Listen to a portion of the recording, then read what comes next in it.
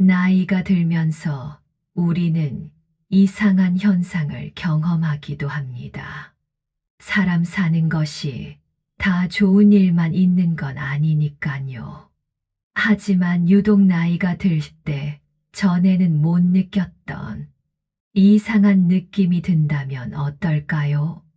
예전에는 만나면 즐겁고 활력이 넘치던 관계가 어느 순간부터 무거워지고 남보다 못한 존재 같아지며 그 사람의 말 한마디가 심히 마음에 거슬립니다.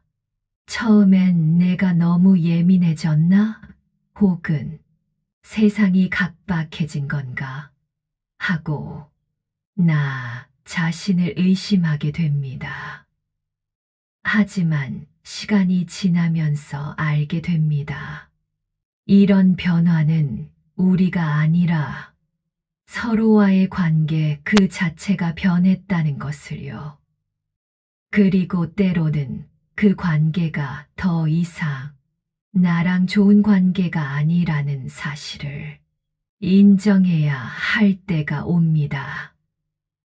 이처럼 우리 삶은 수많은 만남과 이별의 연속은 마치 넓은 바다가 여러 물줄기를 품었다가 다시 보내는 것처럼 흐르듯 합니다. 인생 후반기에는 진정한 안식처는 남이 아닌 자신의 마음 속에서 찾아야 합니다. 대부분의 사람들은 인맥을 만들고 서로 소통하기 위해서는 수많은 친구를 원합니다. 젊었을 때나 지금이나 마찬가지죠. 그러나 진정한 고독을 경험하지 못한 사람은 진심 어린 우정의 가치도 모릅니다. 우리에게 정말 필요한 것은 우월한 인간관계라고 생각하는 경우가 많습니다. 되돌아보면 이보다 더 중요한 것은 나 자신에게 솔직해지는 것입니다. 구독과 좋아요, 알림 설정하시면 곁에 좋은 사람들과 지낼 수 있습니다. 우선 한 사례를 들어보겠습니다. 63세 임경실 씨의 이야기입니다. 그녀는 결혼 전까지 은행원으로 일하다가 결혼 수십 년 후 나만의 카페를 운영했으며 지금은 은퇴하고 조용히 노후 생활을 즐기고 있습니다. 불과 2년 전 남편과 사별했고 자녀들은 각자의 가정을 꾸려 서울과 대전에서 살고 있습니다. 경실 씨는 그동안 작은 연금과 적금으로 큰 불편 없이 순조롭게 살아가고 있었습니다. 그녀는 취미로 수채화를 배우고 일주일에 2번 요가를 하며 주말에는 동네를 산책하며 여유로운 일상을 즐기고 있었습니다. 그런 그녀에게 최근에 예상치 못한 불청객이 있었습니다. 30년 만에 다시 만난 대학 시절 친구 주혜련 씨였죠. 그들은 대학 시절 같은 과에 나와 동아리 활동을 함께 했고 졸업 후에도 한동안 자주 만났습니다. 서로의 결혼식에도 참석했었고 각자의 첫 아이가 태어났을 때도 서로 축하해 주었던 사이였습니다. 하지만 혜련 씨가 남편의 사업 때문에 돌연 미국으로 이주한 후로 연락이 끊겼고 그렇게 30년이라는 시간이 흘렀습니다. 경실아, 너 정말 그대로구나. 이렇게 만나다니 믿어지지 않아. 근처 재래시장에서 우연히 마주친 혜련 씨는 경실 씨의 손을 덥석 잡으며 반가워했습니다. 시간의 흐름이 무색할 정도로 혜련 씨의 활기찬 목소리와 긍정적인 웃음은 예전 그대로였습니다. 처음엔 정말 반가웠습니다. 그날 저녁 두 사람은 근처 카페에 앉아 몇 시간 동안 서로의 삶에 대해 그동안 어떻게 지냈는지 이야기를 나눴습니다. 혜련 씨는 그동안의 미국 생활과 최근 귀국 후 현재의 어려움에 대해 이야기했고, 경실 씨는 남편과의 추억과 자녀들의 근황들을 전했습니다.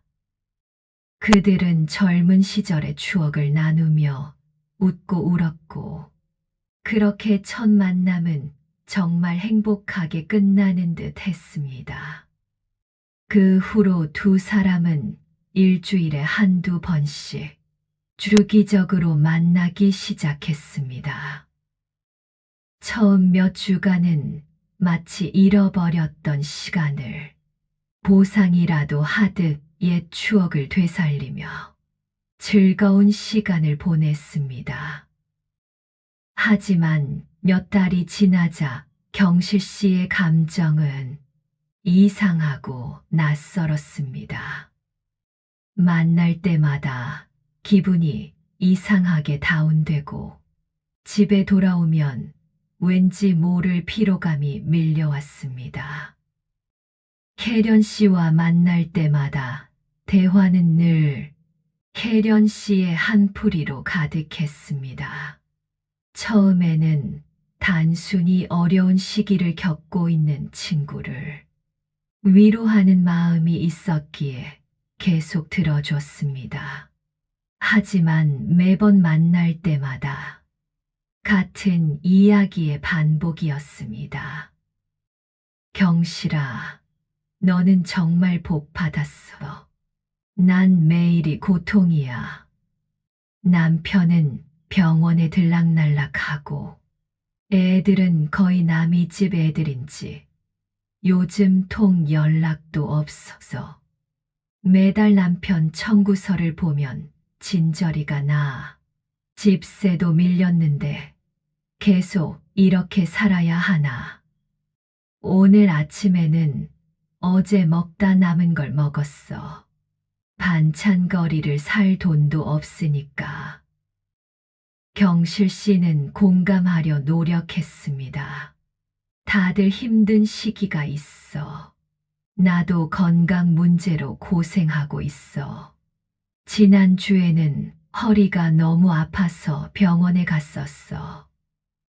하지만 혜련 씨의 반응은 달랐습니다. 그래도 넌 집도 있고 연금도 받잖아. 아픈 것쯤이야. 다들 그렇지. 난 정말 살 길이 막막해. 넌 적어도 병원에 갈 돈은 있잖아. 만남이 반복될수록 혜련 씨의 태도는 더 딱딱하고 분명해졌습니다. 경실 씨가 새 옷을 입으면 너 쇼핑했구나. 이거 비싼 거 아냐? 여행 이야기를 하면 나는 버스 타기도 부담되는데 라는 말을 줄곧 했습니다.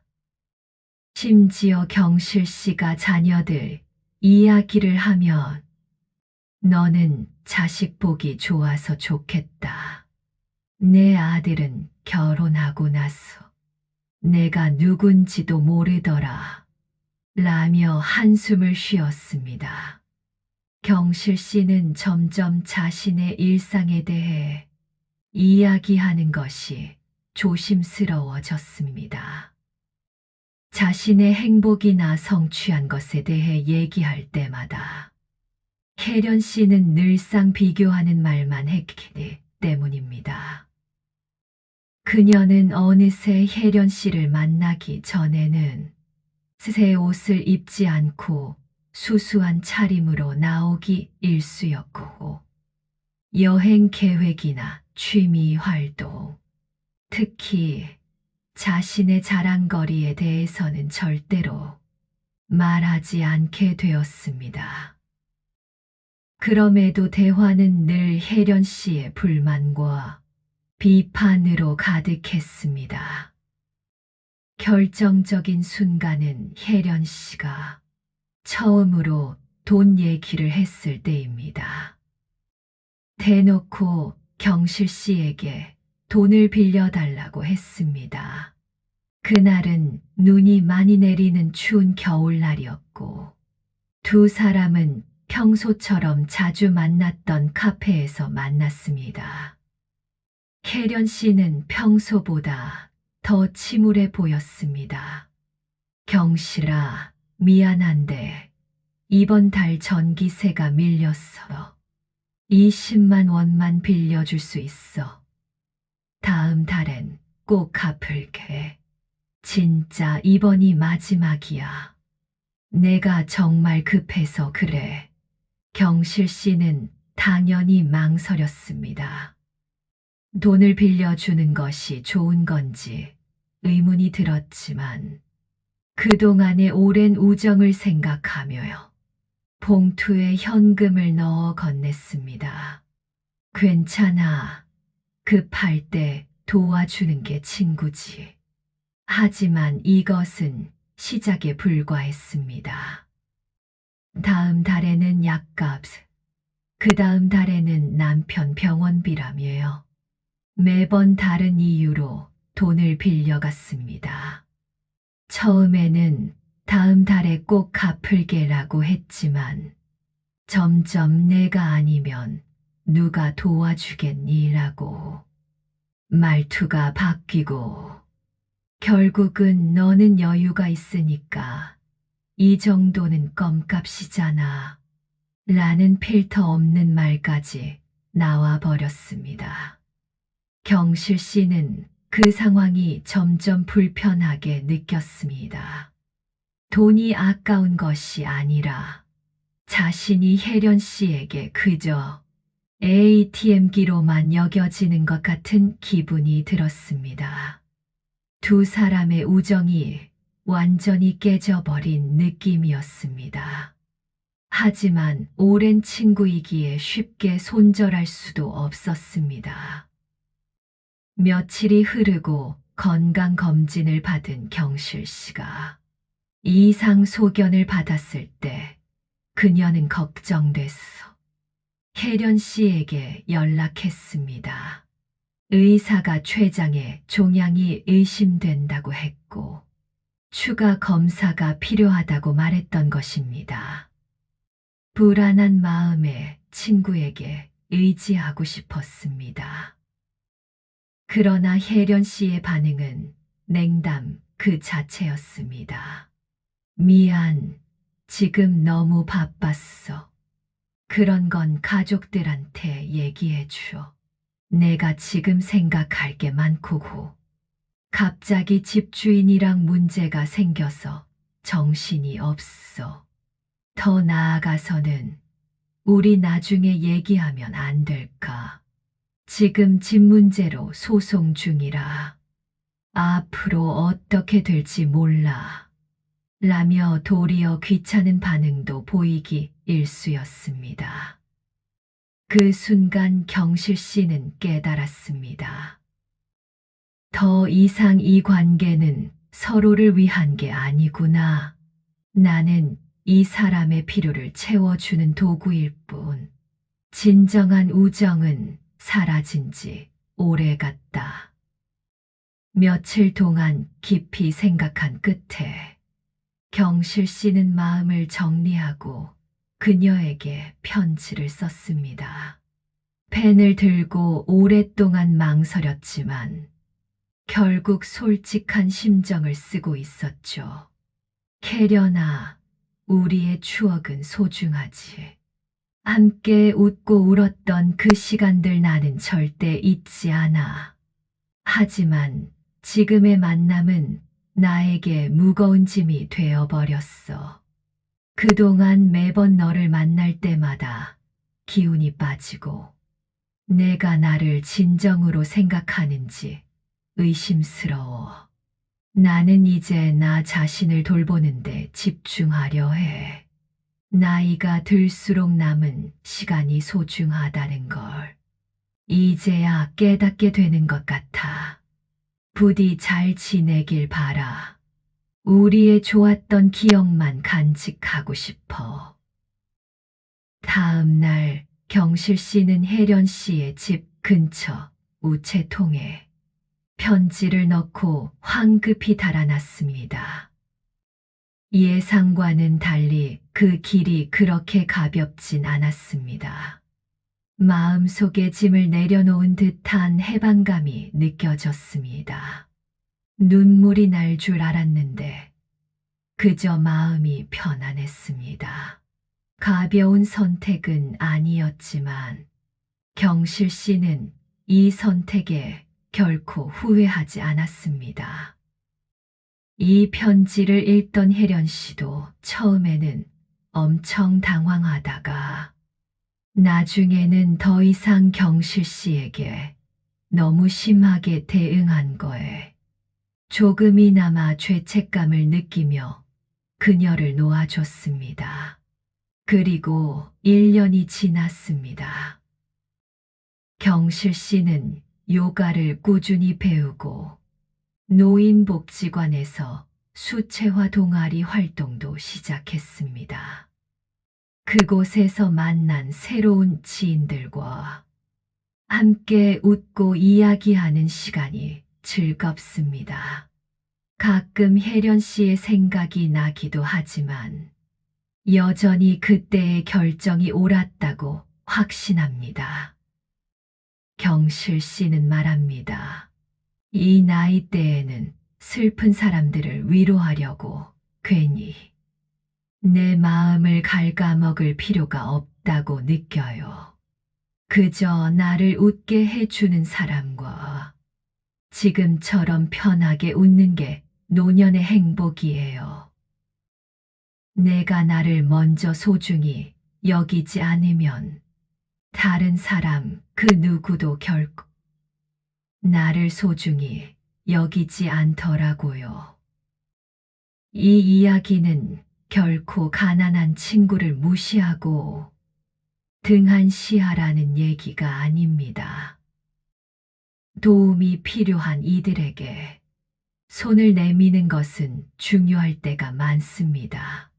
하지만 가난을 핑계 삼아 당신의 삶에 기대고 죄책감을 자극하고 시기를 하며 당신의 선의를 이용하는 사람과는 이제 거리를 두어야 한다는 이야기입니다.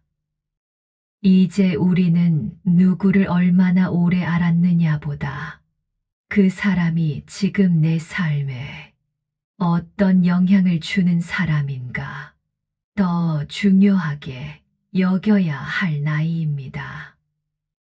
나이가 들수록 주변 사람들이 점점 줄어드는 것은 지극히 자연스러운 현상입니다. 여러분은 지금 당장 편하게 연락할 수 있는 지인 및 친구가 몇 명이나 있습니까? 막상 연락하려고 휴대폰을 꺼내 연락처를 찾아봐도 선뜻 연락할 수 있는 친구가 별로 없을 것입니다. 이런 현상에 괜히 불안해할 필요는 없습니다. 그것은 나이 들매 자연스러운 과정이며 대부분의 사람들이 느끼는 현상이기 때문입니다. 친구가 줄어드는 이유는 크게 두 가지입니다. 첫째, 환경의 변화입니다. 인생 후반기에는 서로의 환경이 완전히 달라집니다. 어렸을 때는 같은 학교, 같은 동네에서 비슷한 환경 속에서서 자라며 동질감을 느껴왔지만 세월이 흐르면서 각자의 선택에 따라 삶의 방향이 완전히 달라집니다. 생활 수준, 관심사, 걸어온 길이 달라지면서 서로 공유할 수 있는 것이 줄어듭니다. 직장에서 만난 인연도 은퇴 후에는 자연스럽게 멀어지는 경우가 많습니다. 일이라는 공통 분모가 사라지면 더 이상 전 동료와 만남을 이어갈 이유도 함께 사라지기 때문입니다. 평생 함께할 것 같았던 친구들도 각자의 삶 속에서 서서히 멀어지는 것이 인생의 자연스러운 흐름입니다. 둘째, 시간의 유한성에 대한 인식입니다. 나이가 들수록 자신의 인생은 끝이 없지 않다는 걸 점점 절실하게 느끼게 됩니다. 50대 이후가 되면 정서적인 교류가 불확실한 관계에 더 이상 시간을 투자하지 않게 됩니다. 남은 인생이 길지 않다고 느낄수록 정서적으로 의미가 있는 무언가에만 집중하게 되는 것입니다. 예전에는 친구가 많을수록 즐겁고 재미있었지만 나이가 들면서 깨닫게 됩니다.